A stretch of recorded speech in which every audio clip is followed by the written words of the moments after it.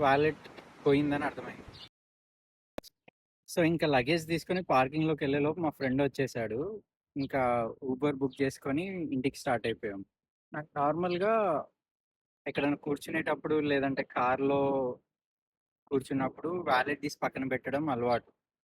So, ఆ రోజు కూడా కార్‌లో ఎక్కంగానే రేర్ సీట్‌లో వాలెట్ తీసి పక్కన పెట్టుకున్నా. నార్మల్‌గా అయితే గుర్తుంటది. బట్ కొంచెం ఎక్సైట్‌మెంట్‌లో ఉంటాం కదా! కొత్త ప్లేస్ అని. సో, వాలెట్ తీసుకోకుండానే దిగేసా. 8 మినిట్స్ డ్రైవ్ ఉంటది. సో, ఇంట్లోకెళ్ళి ఇంకా 4ఎక్స్ కార్డ్ సెట్ చేసుకుందామని చూస్తుంటే వాలెట్ దొరకట్లేదు. సో, వాలెట్ పోయిందని అర్థమైంది. అప్పుడు ఇంకా ఎక్కడెక్కడ వెళ్ళాం ఏంది అని ఆలోచిస్తే ఊబర్ ఒకటే ఇంకా.